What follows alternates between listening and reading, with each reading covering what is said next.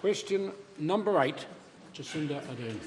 Thank you, Mr. Speaker. My question is to the Prime Minister and asks, does he stand by his response yesterday when asked whether his Chief of Staff was trying to stop him talking about the flag during speeches that, quote, far from that being correct, I think record numbers of people are turning up, end quote. The Right Honourable Prime Minister. Yes.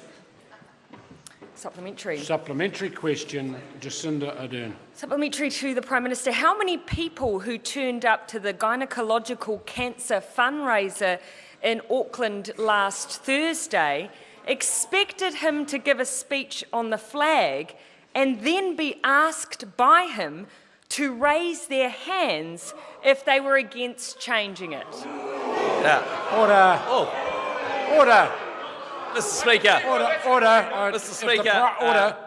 I haven't called the Prime Minister. I'm just waiting for a bit of silence. Right Honourable Prime Minister. Well, Mr. Speaker, I don't know, but I don't know how many people who went along that evening expected to see a fashion show with people in lingerie and the likes that were there. I don't know how many people went along expecting to pay $10,000 to come and have afternoon tea with me to help raise $20,000 for the charity. I don't know how many people that came along that night expected to stand in a queue wanting to take photos, but all of those things happened that night.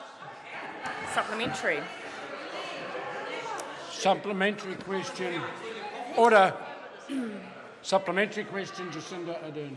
Supplementary. When he was trying to conduct a straw poll on the flag in the middle of a cancer fundraiser, can he confirm stated, "Go on, I won't judge you," but then proceeded to individually berate people who put their hand up? The Right Honourable Speaker. Prime Minister. No, that's not correct. We'll see.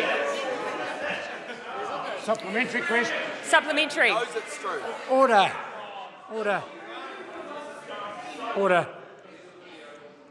Supplementary question, Jacinda Ardern. Supplementary. Can he confirm that he also used his speech at a cancer fundraiser to tell the audience that those who argued against change on the grounds that soldiers died under the old flag were, quote, misguided, and then proceeded to lecture the audience on New Zealand military history?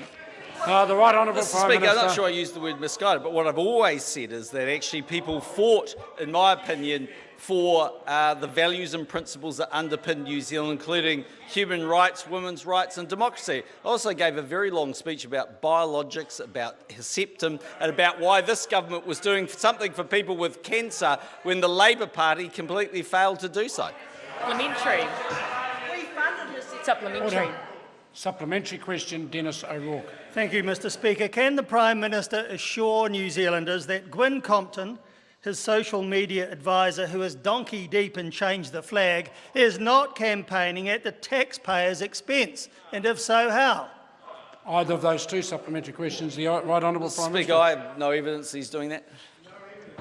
Supplementary question, Jacinda Ardern. Supplementary to the Prime Minister. Will he take his Chief of Staff's advice and stop using events such as cancer fundraisers, business awards and even a student achievement ceremony to lecture people on his pet project of changing the flag? The Right Honourable Prime Minister. Firstly, that's not the advice of my Chief of Staff, and secondly, no, I will continue to talk about the fact that as a country, national pride and patriotism is important, and if I was leader of the Labour Party and had a policy changing the flag, I'd be proud to talk about it.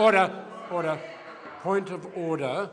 Grant Robertson. Mr. Speaker, at the beginning of the week, you issued a series of instructions to both those who ask questions and answer them. The Prime Minister began a sentence that said, "If I was the leader of the Labour Party." He's not. He never will be, and he should have been sat down. Order. I accept that that part might have been inaccurate in the answer given, but when I think about the tone of the question, which was when will the Prime Minister stop lecturing, etc., I thought that was a question with a little bit of emotion and that gave a bit more of a wide berth to the Prime Minister and his ability to answer it. Question number 9, Dr Shane Reedy. Thank you, Mr. Speaker. Ko tēnei